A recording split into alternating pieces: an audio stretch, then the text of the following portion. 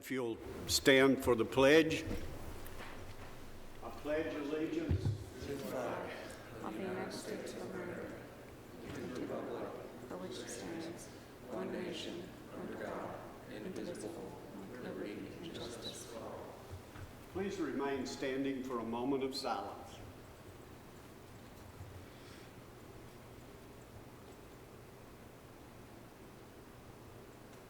Thank you. Call a roll, please. Mike Curtis. Here. Amber Brown. Here. Jerry Sartain. Here. Gary Farley. Here. Renee Curtis. Here. Patrick Hale. Zane Cantrell. Present. We have a quorum. Okay, you have the minutes of the last meeting. Are there any changes or additions to these minutes? Move to be approved, Mr. Chairman. Have a motion that be approved. Do we have a second? Have a second. Call a roll, please. Mike Curtis. Yes. Amber Brown. Yes. Jerry Sartain. Yes. Gary Farley. Yes. Renee Curtis. Zane Cantrell. Yes. The first item we have is a request by Archie Avant on Halls Hill Pike for a special exemption approval for establishment of a non-commercial storage facility. This is for personal storage, and there's not a residence on this property. What do you have on that, please? Thank you. Application 2025-4 involves the property located at 3090 Halls Hill Pike. It's a request for special exception approval to allow the establishment of a non-commercial storage facility to be used for personal storage in the RM zone. And Mr. Avant is requesting approval for a storage structure which exists on site now. Our staff report indicates that there are two, but one of the structures in question is a bona fide agricultural structure used for horses, and so that does not apply to this request. He is only seeking approval for the one 870 square foot structure. I believe that's the square footage. The other one was slightly larger. There is a horse ring on the property, and the applicant plans to have chickens and livestock at the property, plant a garden, and possibly add honeybees. Since there's no principal residence, an accessory structure cannot be built on the property. Now, this was born of a code enforcement issue unrelated to the structures itself, but another issue the applicant has resolved, and I imagine you will hear more about that. But we looked at the application, and the application meets the criteria with the exception the applicant has not supplied verifiable proof that the property does not perk. We don't have a letter from a soil scientist or a denial from TDEC that a septic system cannot be established here. So that's the only thing that this request does not meet. The size of the structure against the acreage of the property is well within the allowable limits. So this is the property in question. You can see the horse ring. This is one of the structures, and the other structure. This is the stalls, and this is the storage structure with it's completely enclosed. And so this is the surrounding area. We received a couple informational calls. No one indicated being in favor or against the request. And again, we're just pointing out the structures. The applicant supplied us with a photo of, this is the structure that we're considering keeping. This is what he's asking for. This structure here on the bottom with the stalls will be considered an agricultural structure. And I'm going to hand it over to Tanya to go into more detail about the code enforcement.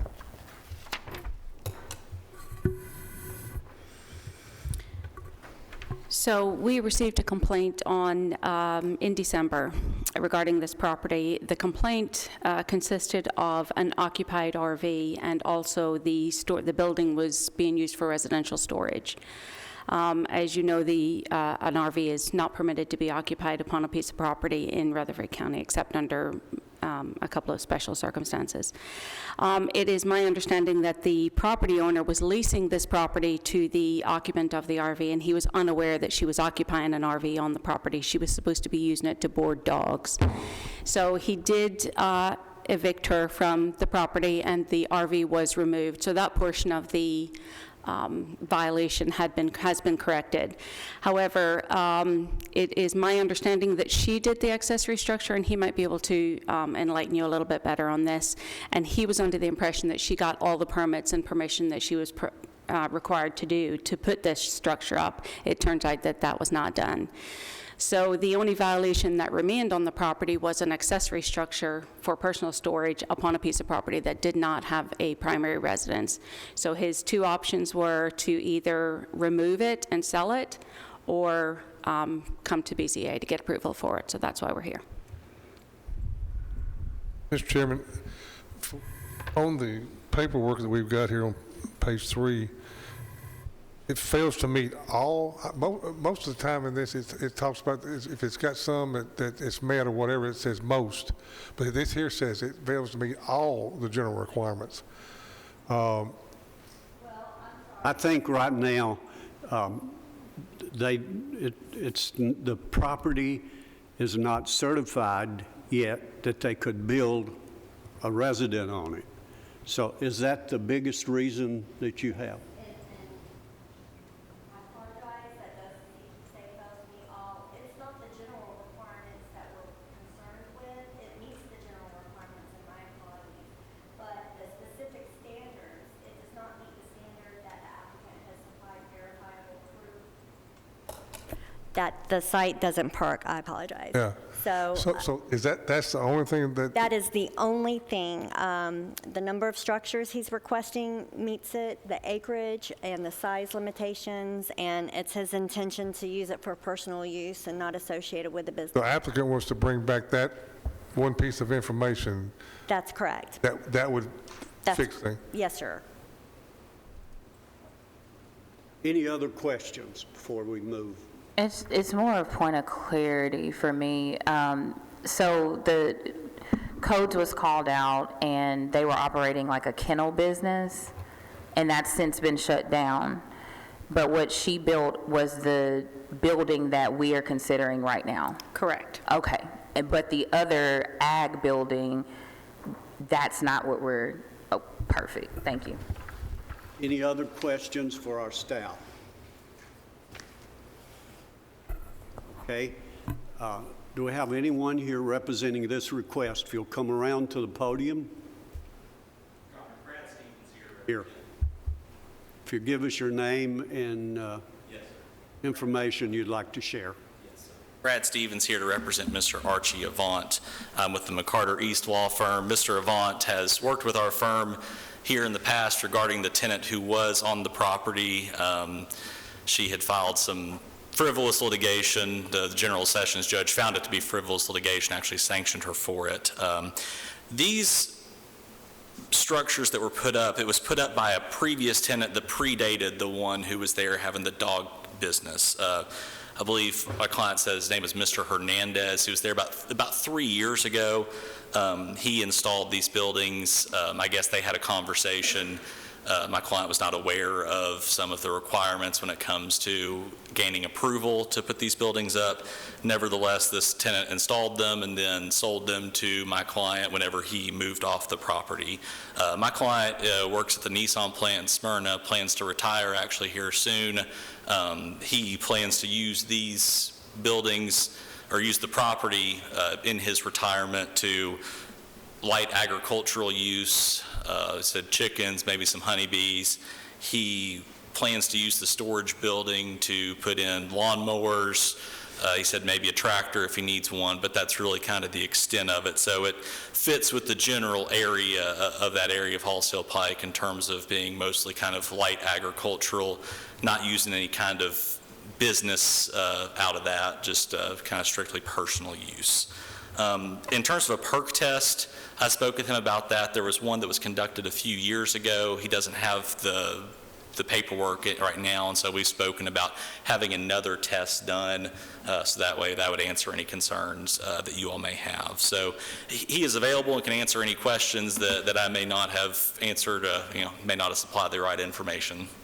Counselor, you do realize that legally we need to prove that he can build a house there, and you don't have that information. Can you get that for us? We can get that information, yes, sir. Okay. and I've informed him to. Okay. Do you have any more questions? Okay. Let's open this for a public hearing for anyone who'd like to speak on this request.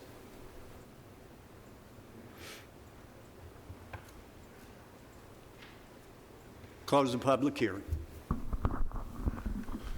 I just wanted to make sure that nobody come up to speak before I said something else about it.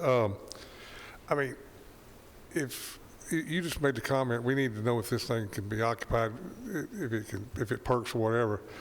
And I'd hate to see them come back and have to spend whatever the fee is if he get turned down and have to come back when he gets that. Why don't we postpone this thing another 30 days and let it give him time to get his documents that he needs, where we can make a good decision. Motion that it be approved, provided that they provide proof that a house can be built there.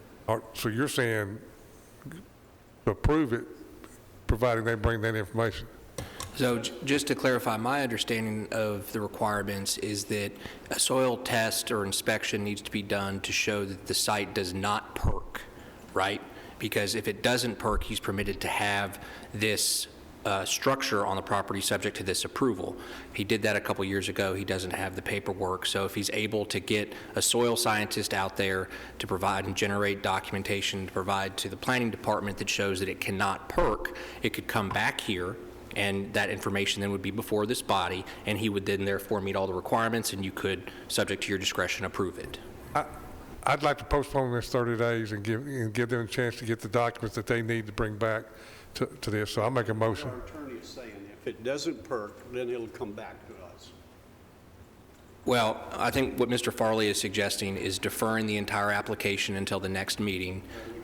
That would allow the applicant to go and get the soil scientist done, confirm that it does not perk, turn that documentation over to Ms. Glauner.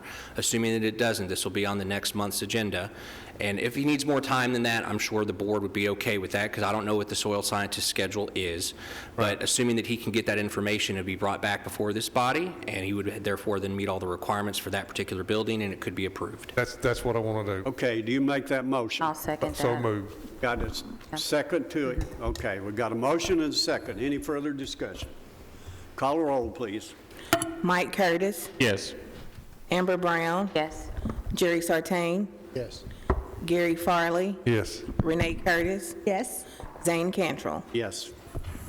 The next item we have is a request by Pamela Martin, who is requesting a special exemption for an accessory dwelling. And what do you have on that, please? Thank you. Application 2025-5 involves the property located at 4201 Higdon Drive. It's a request for special exception approval for an accessory dwelling unit that does not meet the design standards for ADUs involving a property located in the RM zone. It's a .46 acre property, and Ms. Higdon would like to establish an accessory dwelling unit on the property that measures approximately 590 square feet. The driveway, according to the applicant, will be extended to serve the accessory dwelling if approved. The applicant plans to reside in the existing principal dwelling, and a family member or guest will use the ADU. The site is served by a septic, and the applicant has indicated that a bedroom will be removed from the principal residence to transfer to the accessory dwelling unit. And so the request itself meets all of the criteria, with the exception of meeting the 1 acre minimum requirement.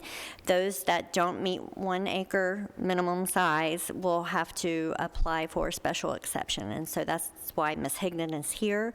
We received some informational calls regarding this request, but any calls that I took, no one indicated opposition or being in favor. They were simply informational. And these is an elevation that the applicant supplied to us to show what the ADU may look like. And then that's the approximate location of the ADU, if approved. And that concludes our presentation. Any question of our staff? Questions here? Do we have anyone representing this request? If you'll come around, please.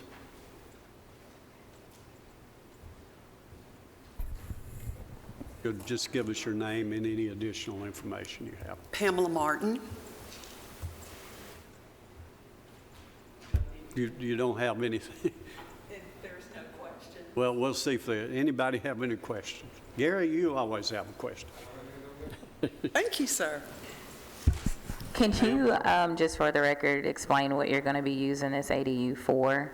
And then also, I'm curious the square footage. I know there's a mock of We were looking at a couple of different things.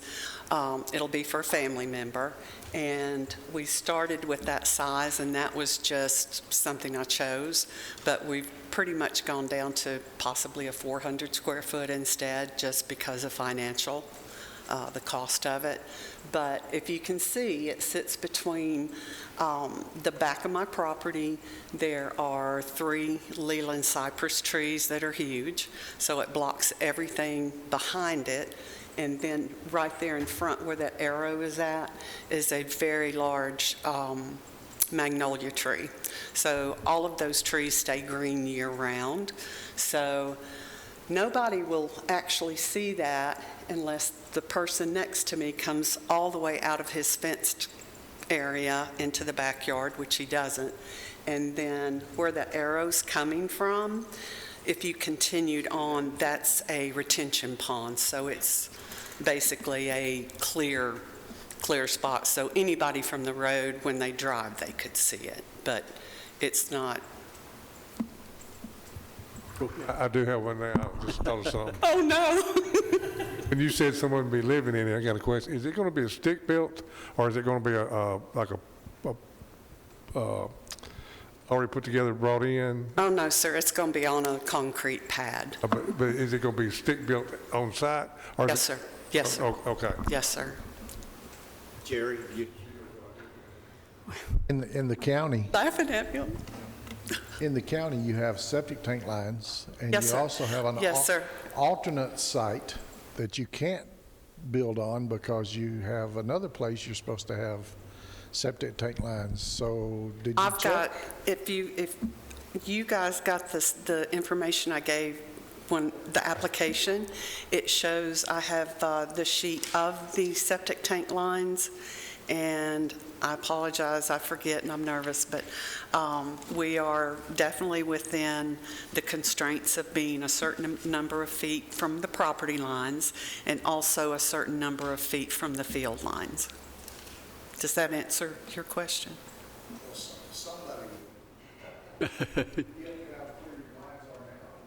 I brought that in. I brought that in as far as where the lines are now. It We should be don't in. typically put that in your packets, I brought it in. but we do consult with every applicant. That's the very first thing that we talk to them about. They are aware that they have to meet the 10-foot setback, and when she goes through the permitting process, it will be verified again that it meets the setbacks from the property lines as well as the septic lines in the septic system, so. we might clear this up over And here now. this happens to be, from my recollection, I don't have a, Find somebody else's problem. I just wanted Right. to make sure she wouldn't Just build want to on make me her. nervous. right. If she doesn't build on her alternate site, because in the county you have to have 2 places for septic Now, tank. in a lot of these older subdivisions, you will look at the plat and the entire lot is shown as potential soils. I don't know the case with this particular one, but in those older subdivisions, it's a little trickier and they have a little more flexibility. Our staff here has some information. Hi, Ms. Martin, how are you? I do have a copy of your soils, or excuse me, your septic system layout in front of me. It looks like the system takes up the majority of the width and the length of your backyard. Do you know if have you guys already measured that, pulled strings, and to ensure that you can fit this structure on there? It looks like it's going to be really, really tight, if possible at all. I do know that my contractor had someone, and I do not know who, but someone look at it with about the septic system Okay. to make sure that we could tie into that and to look at those things. Okay, I can't answer exactly okay. who it was. So or- before we can issue a building permit, provided this gets approved today, before we can issue a building permit, we'll have to verify that, and I just want to warn you that it looks really, really tight. Who is it that does that? We will do that at Building Codes. So I would put a request into building codes to come out, look at the Well, septics. you'll be required to get a building permit before you can construct this, and this is the type of stuff that we'll verify before we issue the building permit. I just kind of wanted to make you aware that it certainly looks like it takes up the majority of your backyard currently. Any further discussions? Thank you. You may be seated. We'll open this for a public hearing. I was just going to add something. Oh, I'm sorry. Go ahead. Hey, for Ms. Martin, we have had more than our share of people that contractors have said they got somebody. So just a word of caution, you get somebody. Okay. Okay. Thank you, Renee. We'll open this for a public hearing for anyone who'd like to speak on this request. If you'll come around, please.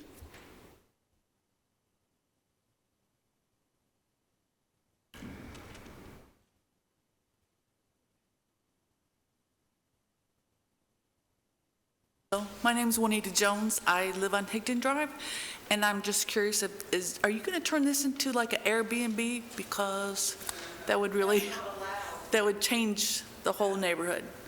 That's all. That's my only concern. Okay, thank you. Anyone else? It's open for a public hearing. Close the public hearing.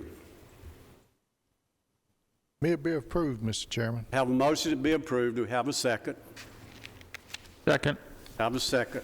Any further discussion? Call the roll, please. Mike Curtis, Yes. Amber Brown. I'm sorry, I didn't hear you. My mic was out, yes. Jerry Sartain, Yes. Gary Farley, Yes. Renee Curtis, Yes. Zane Cantrell. Yes, it is approved. Do we have any further business? We are adjourned. Thank you, everyone.